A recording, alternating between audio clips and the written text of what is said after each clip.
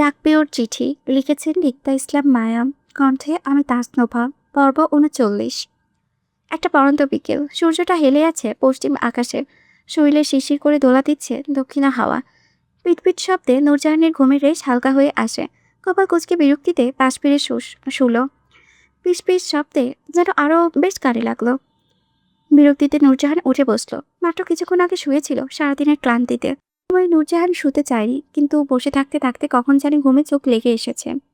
নূরজাহান ঘুমন্ত রক্তিম চোখ দেখে দাঁড়ালো। বিরক্তিকর শব্দের উৎস খুঁজে বারান্দায় দাঁড়ালো। গায়ে বয়ে গেল স্নিগ্ধ শীতল হাওয়া। বাড়িতে ঘরের দক্ষিণ পাশে বারান্দা। নূরজাহান গ্রিল ধরে নিচে তাকালো। দুটো গাড়ি বাড়ি থেকে বের হয়ে যাচ্ছে। পিপ্পির শব্দটি গাড়ির হর্নের। নূরজাহান জানালা খোলা রেখে শুয়েছিল, সেজন্য বোধহয় এত শব্দ পাচ্ছিল। নূরজাহান মুগ্ধ নয়নে চারিপাশে তাকালো। অদূরে বাড়ির আম গাছের পাতা তুলছে দক্ষিণা হাওয়ায়। নূরজাহানের গায়ে একটা লাল জামদানি শাড়ি চড়িয়ে মাথায় ঘোমটা টেনে বাড়ির পশ্চিমে তাকালো। বাড়ির সঙ্গে রাস্তা। যান্ত্রিক শহরের গাড়িগুলো যাতায়াত করছে বিরতিহীন। নূরজাহানের জীবনে এই নিয়ে তৃতীয়বার সে ঢাকা শহরে এসেছে। আর তৃতীয়বারের যাত্রাটা হয়েছে নূরজাহানের শ্বশুরবাড়ির স্বামীর ঘরে। নূরজাহানকে ওর শ্বশুর শাশুড়ি ঢাকা নিয়ে এসেছে, এতে হাসান আলেহা তাড়ানোর বাধা দেয়নি। সবার সম্মতিতেই নূরজাহানের শ্বশুরবাড়িতে এসেছে বেড়াতে। কাল রাতে সবাই থানচি থেকে রওনা হয়। ঢাকা পৌঁছায় সকাল 10টার নাগাদ। শান্তা, তনিমা, রিফাত, খালেদ, তাপসকে নিয়ে সোজা সেদিকে নিজেদের বাড়িতে চলে যায়। সৈয়দ বাড়িতে ফেরা হয়নি তাদের। নতুন বউকে নিয়ে বাপের বাড়িতে ওঠা শোভা পায় না, সেজন্য শান্তা সৈয়দ বাড়িতে আসেননি তনিমাকে নিয়ে। রাতিলেও নিজের মাকে নিয়ে নিজেদের বাড়িতে চলে যায়। সুখের সঙ্গে তার দেখা সাক্ষাৎ কিংবা কথা হয়নি। রাতের সেদিনে ঘটনার পর গম্ভীর নিশ্চুপ হয়ে গিয়েছে আরও। সৈয়দ বাড়িতে নূরজাহানের গৃহপ্রবেশ সালমা কোরাই। মারিদের অনুপস্থিতিতে নূরজাহানকে ধান পাতা দিয়ে বরণ করে।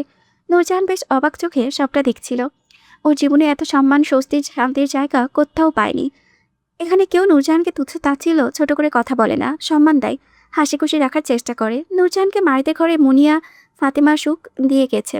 বলেছে মারিদের ঘরটা আজ থেকে নূরজাহানেরও ঘর, স্বামী বউদের স্থায়ী ঠিকানা হয়। সেদিন রাতের পর মারিদের সাথে নূরজাহানের আর দেখা হয়নি আজ 2 দিন।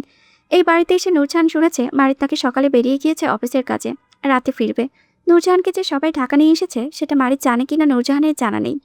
কিন্তু নূরজাহান ওদের অপেক্ষায় বসে আছে তার ব্যবসায়িক সাহেবকে এক নজর দেখতে। দুজনের ফোনে কথা বলার সময় নূরজাহান জানতো না ফোনের ওপাশে কে ছিল। নূরজাহান কার সাথে ঘন্টার পর ঘন্টা সময় ব্যয় করে এত কথা বলতো। নূরজাহান তো এটাও জানতো না ব্যবসায়িক সাহেবের নাম কি, সে দেখতে কেমন, কি কাজ করে। মারিদ সবসময় বলতো সে একজন ব্যবসায়িক মানুষ। সেই থেকে নূরজাহান ফোনের মানুষটাকে নাম দিয়েছিল ব্যবসায়িক সাহেব। হয়তো জানা ছিল না মারিদ সম্পর্কে কিছুই। নূরজাহানের মাঝের মধ্যে খুব ইচ্ছে হতো ব্যবসায়িক সাহেব সম্পর্কে বিস্তারিত তথ্য জানতে। সে কে, কি তার নাম পরিচয়, সব কিছু। কিন্তু কখনো প্রশ্ন করা হয়নি। মারিদ সবসময় জানতো ফোনের অপরিচিতা তাকে চিনে কথা বলেছে। হয়তো মারিদ মানুষটাকে চেনে না, কিন্তু অপরিচিতা ঠিকই তাকে চেনে। কিন্তু বিষয়টি সম্পূর্ণ ভুল ছিল। নূরজাহানের জন্য মারিদ ততটাই অপরিচিত ছিল যতটা অপরিচিত নূরজাহানের মারিদের জন্য ছিল। তাহলে কিভাবে নূরজাহানকে ব্যবসায়িক সাহেব খুঁজে পেল? নূরজাহানের যত্ন তো দুঃস্বপ্নের মতো ব্যবসায়িক সাহেবের দেখা পাওয়া। অথচ মারিদ নূরজাহানের দুঃস্বপ্ন বাস্তবে রূপান্তরিত করে ওর জীবনে চলে আসলো। তারপর কিভাবে যেন নূরজাহান ওর ব্যবসায়িক সাহেবের বউ হয়ে গেল। তাহলে কি নূরজাহান আসলে এতটাই ভাগ্যবতী যে ফোনের মানুষটার ওর জীবনে চলে আসলো? সত্যি কি তাই, নাকি নূরজাহান কোনো দুঃস্বপ্ন দেখছে? নূরজাহান গোমট অস্বস্তিতে গ্রিলে কপাল ঠেকে বড় বড় নিঃশ্বাস ফেলে। নূরজাহানের ব্যবসায়িক সাহেব ওর স্বামী, বিষয়টি এখনো অবিশ্বাস্য লাগছে। এই চিন্তায় গোটা 2 দিন নূরজাহান অস্থির পাগল হয়েছে। কবে মারিদের মুখোমুখি হবে সে অপেক্ষায় দিন গুনছে।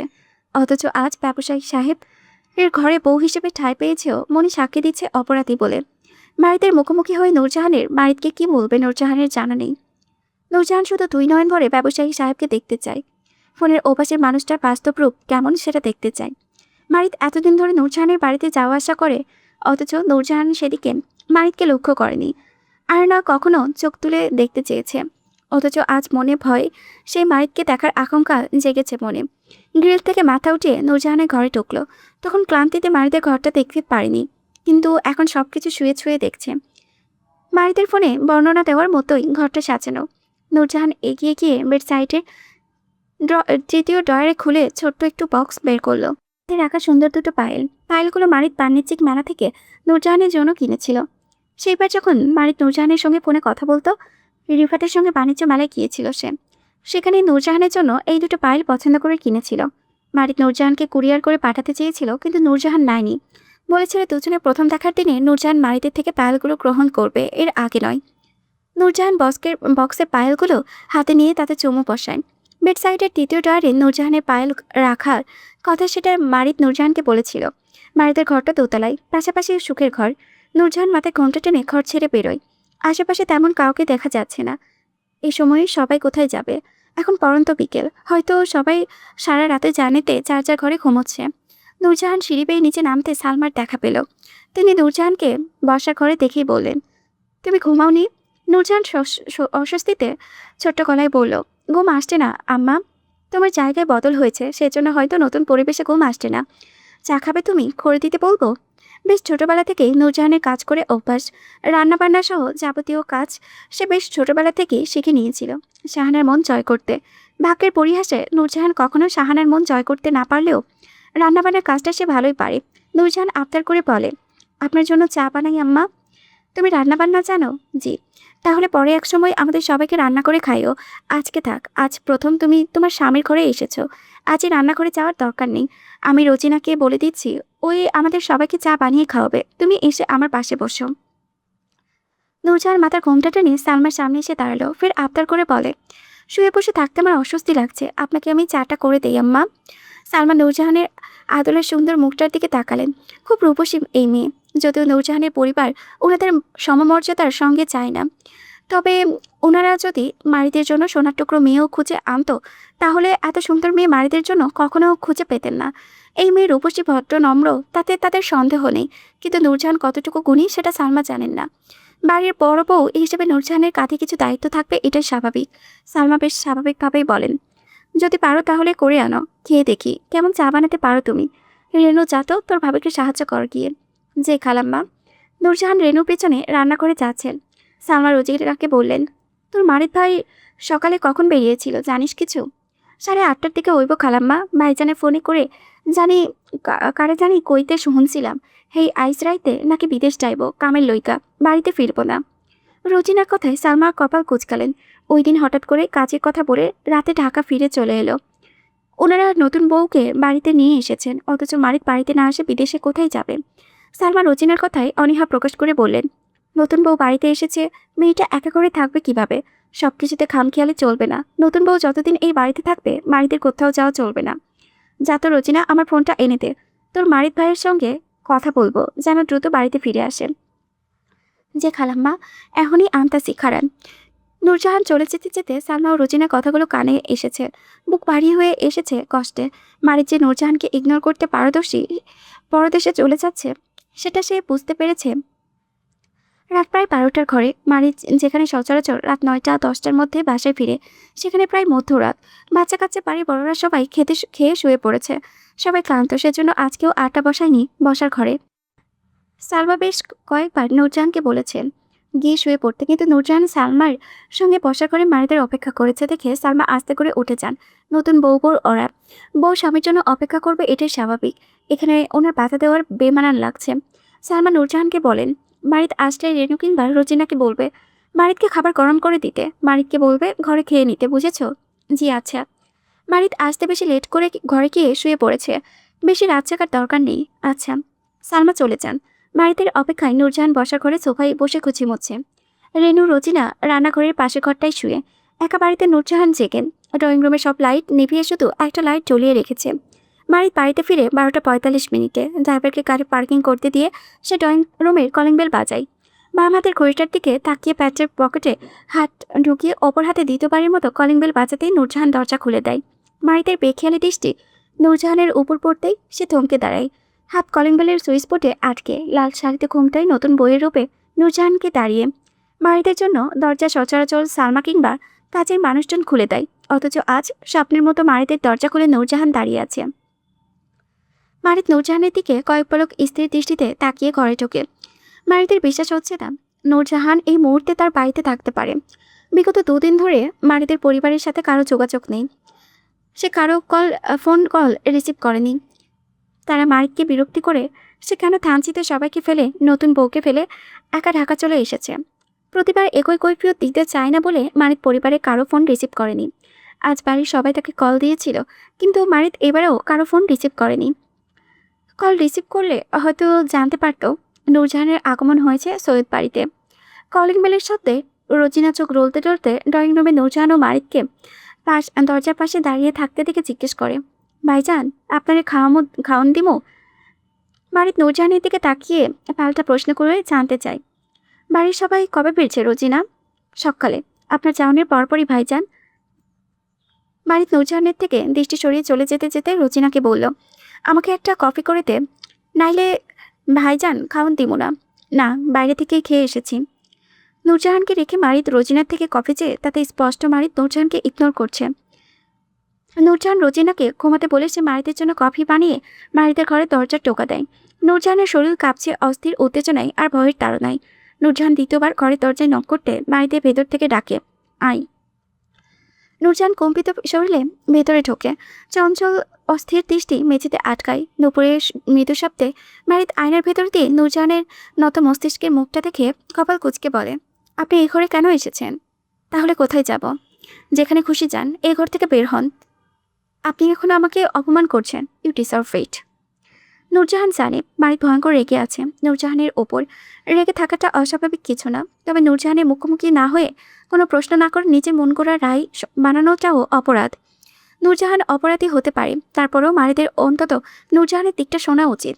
নূরজাহান সোফার টেবিলের ওপরে মারিদের কফি মগটা রেখে বলে, আমাকে এই ঘরে থাকার অনুমতি আপনার পরিবার দিয়েছে।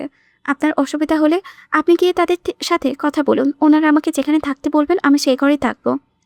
নূরজাহানের কথা শেষ করে বিছানায় বাম পাশে গিয়ে বসে পড়ে। মারিত নূরজাহানের বিছানায় বসতে দেখে দাঁতে দাঁত পিষে কাবার হাতে নিজের টি শার্টে আর ট্রাউজার নিয়ে ওয়াশরুমে যাওয়ার পথে টেবিলের উপর রাখা নূরজাহানের কফির মগটা ছিটকে ফ্লোরে ফেলে। তার শব্দে নূরজাহানে ভয়ে চমকে ওঠে। নূরজাহানের মনে হচ্ছে মারিত কফির মগটা ফ্লোরে নয়, বরং অদৃশ্যভাবে নূরজাহানের মুখে মেরেছে। ওয়াশরুমের দরজাটাও মারিত একইভাবে ঠাস শব্দে লাগিয়েছে। দরজায় শব্দে নূরজাহানের মনে হয়েছে দরজাটা ভেঙে গেছে হয়তো। দেওয়ালে কয়েক সেকেন্ড পর্যন্ত কম্পিত হয়েছে। অপমানে থমথমে মুখে নূরজাহানের সাহসে কুলায় না মারিতের ঘর থাকতে। নূরজাহান ঘর ছেড়ে উঠে বারান্দায় এক সোফায় গিয়ে পা গুটিয়ে বসল। এই মুহূর্তে হাম্মা করে কাঁদতে পারলে হয়তো নূরজাহানের ভালো লাগতো, কিন্তু নূরজাহান কাঁদবে না। ব্যবসায়িক সাহেবকে নিজে করে পাওয়ার তৃপ্তিতে আজ তার সামান্য অপমানও নূরজাহানের কাছে তুচ্ছ মনে হচ্ছে। নূরজাহান বড় ঋণী ব্যবসায়িক সাহেবের কাছে। নূরজাহান জানে না মারিদের রাগ কিভাবে ভাঙবে, তবে আজ এই অভিমানের শহরেও নূরজাহানের তৃপ্তি দিচ্ছে। দুঃখ কষ্ট আর না পাওয়ার ব্যথাটুকু নূরজাহানকে ছুঁতে পারছে না। আজ নূরজাহান সুখী, ওর ব্যবসায়িক সাহেবকে পেয়ে ভীষণ সুখী। হোক না অভিমানী ব্যবসায়িক সাহেব, তাতে কি? মারিত গোসল ছেড়ে ঘরে ঢুকে নূরজাহানকে পেল না। ফ্লোরে ভাঙা মগটা সেভাবে ছিটকে পড়ে আছে। মারিত ভেবেছে নূরজাহান চলে গেছে। মারিত ক্ষিপ্ত মেজাজে আরও ক্ষিপ্ত হলো। মাথা টনটন করে ব্যথায় কফি না খেলেই নয়। নূরজাহান এত রাতে কার ঘরে গিয়ে শুয়েছে কে জানে। এমন মিথ্যাবাদী নারী যেখানে খুশি সেখানে যাক, মারিত যাবে না ওই নারীর পেছনে। ক্ষিপ্ত মেজাজে মারিত আর কিছুই ভাবল না। ঘরে কফির মেকার সে নিজে কফি বানিয়ে অন্ধকারে বারান্দায় যেতেই চোখ পড়ল সবাই গুটিয়ে শুয়ে থাকা নূরজাহানকে। গায়ের শাড়িটা শরীরে বেঁচে শুয়ে আছে। বাইরের শীতল হাওয়ায় ঠান্ডা লাগছে হয়তো। মারিত গ্রিলে পিঠে গিয়ে নূরজাহানের দিকে তাকিয়ে কফিতে মুচকি চুমুক বসালো। এই মেয়ের জন্য মারিত কি না করেছে। বাংলাদেশের প্রায় 11টা জেলায় গিয়েছিল এই মেয়েকে খুঁজতে। অবশেষে এই মেয়ে তার বউ তার সামনে ঘুমিয়ে। দুজনের প্রথম কাছাকাছি পাশাপাশি একই ঘরে রাত্রি যাপন করা। এই রাতটা সুন্দর হতো যদি নূরজাহান তার সঙ্গে মিথ্যে ছলনা না করত। বেখিয়ালি মারিতের চোখ হঠাৎই নূরজাহানের পায়ে আটকায়। নূরজাহানের কোমল ফর্সা পায়ে মারিতের কিনা পায়েল দুটো দেখে মুহূর্তে রেগেমেগে তেতে ওঠে মারিত। হাত বাড়িয়ে ঠাস করে নূরজাহানের ফর্সা পায়ে মারিতের পা হতে পায়েল দুটো টেনে ছিঁড়েতেই নিতেই নূরজাহান ঘুম থেকে ধরফরিয়ে উঠে দাঁড়াতে গিয়ে শরীরের ঘুমের তাড়নায় ঠাস করে খেই হারিয়ে পুনরায় সোফায় বসে পড়ল। মারিত হাতের মুঠোয় পায়েল দুটো চেপে রেগেমেগে বলে, বেইমানের সাতরং মনে হয় আপনার মতোই হয় অপরিচিতা, তাই না? আমাকে জিজ্ঞেস না করে আমার পার্সোনাল জিনিসে হাত দিলেন কেন? কাকে জিজ্ঞেস করে পায়েলগুলো পড়েছে? কাল সারা রাত জার্নি করায় ঘুমোতে পারেনি নূরজাহান। নতুন পরিবেশ হওয়ায় দিনেও ঘুমাতে পারেনি। আর এখন মধ্যরাতে শরীর তাড়াচ্ছে ঘুমের তাড়নায়। অথচ মারিত এই রাতে জ্বালাতন করছে। নূরজাহান ঘন ঘন শ্বাস নিয়ে বলল, আমরা কি কোথাও বসে কথা বলতে পারি? আমরা কোথাও বসে কথা বললে কি আপনি আমাকে আরেকটা মিথ্যা কাহিনী বানিয়ে শোনাবেন? এজন্য আমি তো পাগল, সেজন্য আবারও আপনার মিথ্যাকে বিশ্বাস করব, রাইট? নূরজাহান দুই নয়নে শুধু মারিদের দিকে তাকিয়ে রইল। ফোনে ব্যবসায়িক সাহেব নূরজাহানের প্রতি বেশ আন্তরিক ছিল। বাস্তবিক ব্যবসায়িক সাহেব বেশ মেজাজি মানুষ। নূরজাহান ভারী হতাশ গলায় বলে, কি হয়েছে আপনার? এমন করছেন কেন? আপনার সাথে আমার পরিচিত ব্যবসায়ী সাহেবকে মিলাতে পারছি না। কিছু একটা মিস করছি, হয়তো অনুভূতি, ফিলিংস। অনুভূতি, মানুষের ফিলিংস, এসব আপনি বোঝেন? সেই মন আছে আপনার? নূরজাহান বেশ চঞ্চলতায় পা উঠিয়ে বসল। মারিদের দিকে তাকিয়ে সেই ফোনের অপরিচিতার মতো করে বলল, আপনি জানেন, মানুষ যাদের দুনিয়াতে সবচেয়ে বেশি ভালোবাসে তাদের কিয়ামতের দিন আবার দেখা হয়। নূরজাহানের কথায় মারিদ তেতে উঠে বলে, আপনি এত নাটক কিভাবে করেন? মানুষকে ধোকা দেওয়া ছাড়া আর দেওয়ার জন্য? নূরজাহান বেশ অদ্ভুত হেসে বলে, আমার কাউকে ছাড়া লাগবে না, সবাই আমাকে ছেড়ে চলে যায়। এই যেমন আপনি এখন আমাকে নিজের পেছনে ছাড়াচ্ছেন, কিন্তু আমি থেকে যাওয়ার জন্য বাহানা করছি, এটাই বাস্তব। মারিদ রাগে ফুসফুস করে দু হাতে মুঠোয় পিষ্টে। মারিদ যদি নূরজাহানের পেছনে ছাড়াতে চাইতো, তাহলে সে কখনোই এত খোঁজাখুঁজি, এত তল্লাশি করে নূরজাহানকে খুঁজে বের করে এত কাহিনী করে বিয়ে করতে চাইতো না। মারিদের ইচ্ছে করছে রাগে জিতে নূরজাহানের মাথা ফাটিয়ে দিতে। মারিদ রাগে তিল মিলিয়ে বলে, যখন বুঝতে পেরেছেন তখন কেন থাকতে চাচ্ছেন? চলে যান। এমনিতেও আপনার সাথে আমার কোনো যোজন বিয়োজনের সম্পর্ক ছিল না। শুরু থেকে আমি আপনার মিথ্যা ছলনার একটা অংশীদার ছিলাম মাত্র। আমি শুধু পরিস্থিতির দায়ে পড়ে আপনাকে বিয়েটা করেছিলাম, নয়তো আমার মনে আপনার ঠাঁই ছিল না কোনো কালেই। আপনি হচ্ছেন পরগাছার মতো অপ্রয়োজনে ছুঁড়ে ফেলে দেওয়া মানুষ। আমাকে ভালোবাসার মতো ভুল করবেন না, আমি আপনার ওপর ইন্টারেস্টেড নই। মারিদের কথাগুলো তীরের মতো নূরজাহানের বুক পিঠে গিয়ে বেঁধিয়ে গেল। নূরজাহান হঠাৎ ক্লান্ত ভঙ্গিতে গা এলিয়ে সোফায় পড়ে রইল, চোখের উপরে হাত বেঁধে রইল। আপনি যান ব্যবসায়িক সাহেব, আমি আপনাকে ডিস্টার্ব করব না, গুড নাইট। মারিদ রাগে আরও কিছু বলতে চেয়েছিল কিন্তু পারেনি। নূরজাহান চোখের উপরে হাত বেঁধে সোফায় গুটিসুটি মেরে শুয়ে পড়েছে। মারিদ রাগে ফুসফুস করে ঘরে চলে যায়। মারিদ প্রস্থান করতে নূরজাহান বিড়বিড় করে আওড়ায়, আপনাকে ভালোবাসার মতো ভয়ঙ্কর দুঃসাহস আমি করেছি ব্যবসায়িক সাহেব, এতটুকু স্বস্তি তো আমার প্রাপ্য। সকালে খাবার টেবিলে সবাই বসেছে, ছোট বড় সবাই খাচ্ছে। নূরজাহানকে সবার সাথে বসে খেয়ে নিতে বলেছে সবাই, কিন্তু সে শাশুড়ির অপেক্ষায় দাঁড়িয়ে রাতুল মুনিয়াকে খাইয়ে দিচ্ছে। ফাতেমা ও সালমা দাঁড়িয়ে সবাইকে খাওয়াচ্ছে। মকবুল, মাহবুব, সৈয়দ শাহ, তামিম, সুফিয়া, আফিয়া, সুখ সকালের খাবার টেবিলে গোল করে বসে খাচ্ছে। সকাল 8:35। সুখ বাদে পাখিদের স্কুল কলেজ আছে, সুখের পরীক্ষা শেষ, সে অবসর সময়টাই কোচিং করবে। মারিদ অফিসিয়াল গেটআপে সিঁড়ি বেয়ে নিচে নামতে বেখেয়ালি নূরজাহানের চোখে যায় মারিদের দিকে। এক দৃষ্টিতে তাকিয়ে থাকে মারিদের দিকে। মারিদকে অফিসিয়ালি গেটআপে নূরজাহানের এই প্রথম দেখেছে। অত্যন্ত সুদর্শন আর বাড়াবাড়ি রকমের সুন্দর পুরুষ নূরজাহানের ব্যবসায়িক সাহেব। মারিদ হাসলে বামগালে টোল পড়ে। সবচেয়ে বেশি আকর্ষণীয় দিক হচ্ছে মারিদের দুটো চোখ। ধূসর রঙের চোখে যখন মারিদ কারো দিকে তীক্ষ্ণ দৃষ্টিতে তাকায়, তখন নূরজাহানের মন এলোমেলো হয়। কাল রাতেই নূরজাহান মারিদকে লক্ষ্য করে দেখেছে। এত সুন্দর ছেলে কিভাবে রং নাম্বারে নূরজাহানের সাথে কথা বলতো আল্লাহই জানে। নাকি নূরজাহানের ভাগ্য ছিল বলে সে মারিদকে রং নাম্বারে পেয়েছিল। নূরজাহান শাশুড়ি পাশে চুপচাপ দাঁড়িয়ে মারিদকে দেখছে। সেই দৃষ্টি থেকে কত আকাঙ্ক্ষা, ভালোবাসা, তৃষ্ণা মেশানো নূরজাহানের কাতর দৃষ্টি মারিদের চোখেও পড়েছে। ব্যাপারটা সে বুঝেও অজানা সেজেছে। মারিদ চেয়ার টেনে সুখের পাশে বসে, দু হাতে শার্টের হাতা বাজ করে কোণে পর্যন্ত খুঁটাচ্ছে। সালমা বেগমের সামনে খালি প্লেট রেখে নূরজাহানের হাতে খাবারের বাটি তুলে দিয়ে বলেন, যাও মারিদকে খাবার দাও, ওর পাশে গিয়ে দাঁড়াও, দেখো ওর কি প্রয়োজন হয়। মারিদ চুপচাপ নূরজাহানের বাটি হাতে মারিদের পাশে দাঁড়াতে দেখে নাক করা পারফিউমের গন্ধ এসে ধাক্কা খায়। বাটি হাতে নূরজাহান মৃদু কাঁপছে মারিদের পাশে দাঁড়িয়ে। মারিদের খালি প্লেটে মাংস তুলে দিতে গিয়ে অসাবধানতায় অল্প ঝোল পড়তে মারিদ আস্তে করে নিচের প্লেটে এগিয়ে দেয়। নূরজাহান মারিদের প্লেটে চামচে মাংস দিয়ে তুলে দিতে চাইলে মারিদ হাতে ইশারা না করে নিজের প্লেটের কাছে টেনে নেয়। সালমা বেগম, মারিদকে রুটি দাও, ও সকালে রুটি খায়। জি। নূরজাহান তাড়াহুড়ো করে মারিদের চেয়ারে ধরে সামনের দিকে ঝুঁকে রুটি নিতে চায়। নূরজাহানের শাড়ির আঁচল মারিদের কাঁধ পেরিয়ে গাল স্পর্শ করতে মারিদের নাকে বাজে নূরজাহানের শরীরের ঘ্রাণ। মারিদ এই প্রথম খুব কাছ থেকে নূরজাহানের ঘ্রাণ পাচ্ছে, খুব মিষ্টি আর মাতাল করার সুঘ্রাণ। মারিদ নিজের অজান্তেই পরপর দুবার নাক টানে। তৃতীয়বার টানতে গেলে নূরজাহান উঠে যায়, মারিদের প্লেটে রুটি তুলে দেয়।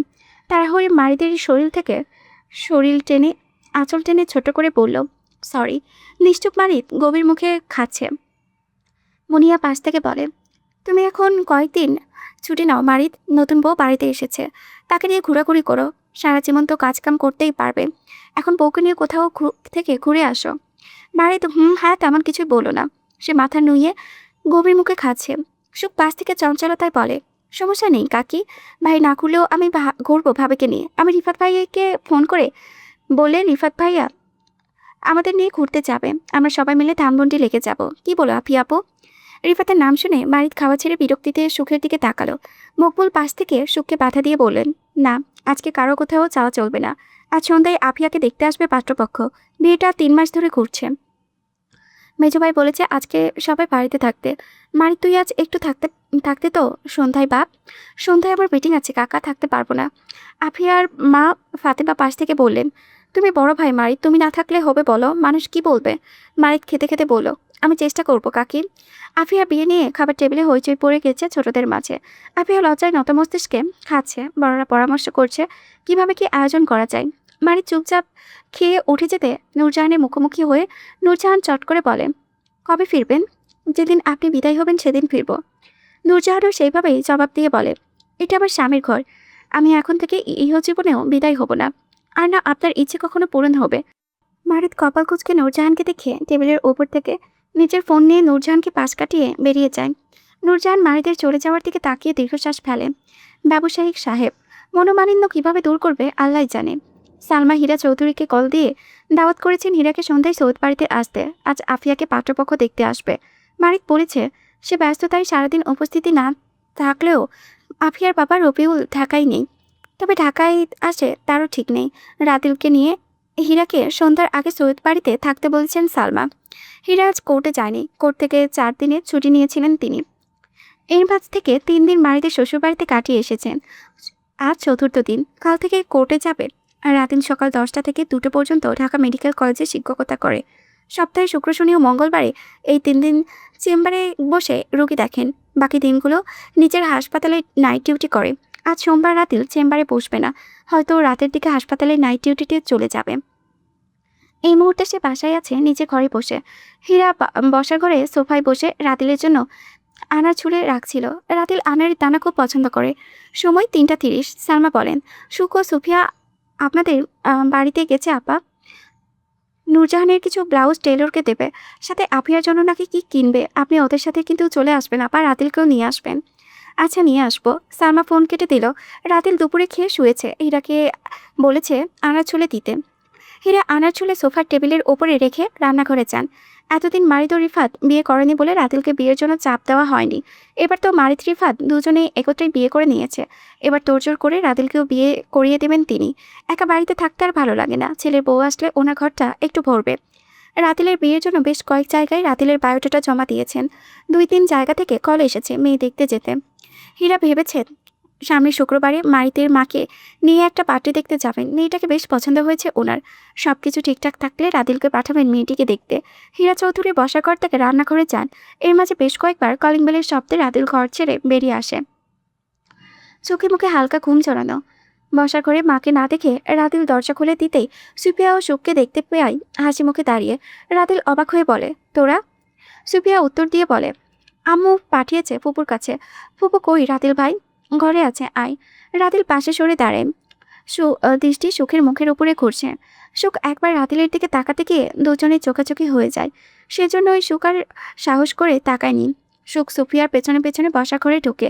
বসার ঘরে হাত পা মেলে সুফিয়ার ঘরে সুফিয়া বসে সুফিয়াকে আদেশ করে বলে, সুফিয়া আপু, এসিটা বাড়িয়ে দাও তো, বড়টা গরম লাগছে, ঘেমে যাচ্ছি আমি। সুফিয়া সুখের পাশে বসতে বসতে বিরক্তিতে বলে, এতটুকু রাস্তা আস্তে আস্তে তোর গরম লেগে গেল? শান্তি মতো একটু বস, দেখবি ঠান্ডা লাগছে। আচ্ছা তুই থাক, আমি একটু ওয়াশরুম থেকে আসছি, কেমন? সুখ সম্মতি দেয়। সুফিয়া উঠে গেস্ট রুমের ওয়াশরুমে যায়। রাদিল সুখের গরম লাগছে কথাটা শুনেছে। সে দরজা লাগিয়ে সোফায় অপর পাশ থেকে রিমোট নিয়ে এসি পাওয়ার বাড়িয়ে দেয়। এসি পাওয়ার আসলে কমিয়ে দেয়, বাড়িয়ে দিল কেন বলছে। সুখ টেবিলের ওপরে আনারের দানা খোলে, পেয়ে খুশিতে সেগুলো হাতে নিয়ে খেতে খেতে বলল, উহ, আমার পছন্দের ফল, ফুপু সবচেয়ে বেস্ট। তুই আর রাদিল দুজনেই আনারের দানা পছন্দ। তোদের দুজনে পছন্দ অপছন্দ অনেক মিলে যায়, সব কিছুতে একই রকম পছন্দ করিস তোরা। রাতিল পানি পান করার নাম করে ডাইনিংয়ে দাঁড়িয়েছে। সুখ কখনো আসলে রাতিল আশেপাশে থাকে না, অথচ আজ থাকছে। সে কেন সুখের চোখের সামনে থাকতে চাচ্ছে সে জানে না। রাতিলের মন চাচ্ছে সে সুখের চোখের সামনে থাকুক। হীরা সুখের পাশে বসে ফের বলেন, বাড়িতে এত বছর কেউ বিয়ে করতে চায়নি, আর এখন 1 মাসেই 3 বিয়ের আয়োজন হচ্ছে। সুখ হীরা চৌধুরীকে উস্কে বলে, তাহলে রাদিল ভাইকেও বিয়ে করিয়ে দাও ফুপুই। মারিত ভাই রিফাত ভাইয়ের তো বিয়ে হয়ে গিয়েছে, এই মাসে পারলে রাদিল ভাইকেও বিয়ে করিয়ে দাও। তাহলে আমরা সবাই এক মাসে 4টা বিয়ে উপভোগ করতে পারবো, সাথে সবার অ্যানিভার্সারিও একই মানতে হবে। সুন্দর না ব্যাপারটা? হীরা হেসে বলেন, সামনে শুক্রবারে যাব রাদিলের জন্য বউ দেখতে, তুই যাবি আমার সাথে? সুখ উৎফুল্লতা দেখিয়ে বলল, রাদিল ভাইয়ের তো পছন্দ আছে ফুপু, তুমি জানো না? মুখের পানি রাদিলের তুলতে চটে গেল তালুতে। হীরা চৌধুরী অবাক চোখে রাতিলকে এক পলক দেখে সুখে প্রশ্ন করে বলে, কই না তো, আমার তো রাতিল কখনো বলেনি মেয়েটা কি সুখ, বাড়ি কোথায়, এই ব্যাপারে তুই জানিস কিভাবে? তোকে কে বলেছে এসব? রাতিল ভাই বলেছে এসব। হতবাক পাকরুদ্ধ হীরা চৌধুরী ডাইনিং টেবিলে দাঁড়িয়ে থাকা রাতিলের দিকে তাকিয়ে অবিশ্বাস্য গলায় বললেন, সত্যি তোর পছন্দ আছে রাতিল? মেয়েটাকে আমাকে বলিসনি কেন এতদিন? হতবাক পাকরুদ্ধ হলো রাতিল নিজেও। সেদিন সে এমনি সুখকে বলেছিল ওর 5 বছরের একটা গার্লফ্রেন্ড আছে। সুখ সেটা সত্যি মনে করে রাতিলের মাকে এসে এসব বলবে রাতিল স্বপ্নেও ভাবেনি। হতবাক পাকরুদ্ধ রাতিল সুখকে ধমকে হীরাকে বলল, সুখ ছোট মানুষ, ওর কথা তুমি বিশ্বাস করেছো আম্মু? আমার পছন্দ থাকলে ওকে বলতে যাবো আমি? আমার বলার হলে মারিত রিফাত কিংবা সরাসরি তোমাকেই বলতাম। তুমি চেনো না আমাকে, কেমন ছেলে আমি। রাতিলের কথায় হীরা যুক্তিসঙ্গত মনে হলো। আসলে রাতিলের কাউকে পছন্দ হলে সে কখনো সুখকে বলতে যাবে না। মারিত তো রিফাতকে বলতে পারে, তারপরেও সুখকে বলবে না, বরং সরাসরি এসে হীরা চৌধুরীকে জানাতে পারত ব্যাপারটা। হীরা চৌধুরী যখন রাতিলকে বিশ্বাস করতে যাবেন তখনই সুখ প্রমাণ দিয়ে বলল, ফুপু আমি মিথ্যা বলছি না, দাঁড়াও আমার কাছে প্রমাণ আছে। রাতিল ভাইয়ের গার্লফ্রেন্ডের ছবি আমার মোবাইলে আছে, তোমাকে আমি এক্ষুনি দেখাচ্ছি। এখন ব্যাপারটা জটিল হয়ে গেল। হীরা চৌধুরী রাধিলকে বিশ্বাস করতে গিয়েও অবিশ্বাস করে ফেললেন। সুখ নিজে মোবাইলের গ্যালারি ঘেটে নিজের একখানা সুন্দর শাড়ি পরা ছবি বের করে হীরা চৌধুরীর হাতে ফোন দিয়ে দেখিয়ে বলল, এটা রাতিল ভাইয়ের পছন্দের মেয়ে ফুপুই। উনি এই মেয়েকে না পেলে জীবনেও বিয়ে করবেন না বলেছেন, দরকার হলে তোমাকে নিয়ে নাকি লন্ডনে চলে যাবে, তারপরেও বিয়ে করবেন না। হতবাক বাকরুদ্ধ হীরা চৌধুরী ফোনের স্ক্রিনে সুখের ছবি দেখে হতবাক বিস্মিত হয়ে থমকে বসে রইলেন কয়েক পলক। বাকরুদ্ধ হীরা চৌধুরী একবার ফোনে ছবিটি দেখছেন তো অন্যবার রাতিল ও সুখকে দেখছেন। মূলত ওনার মাথায় আকাশ ভেঙে পড়েছে, কথা বলার মতো ভাষা নেই।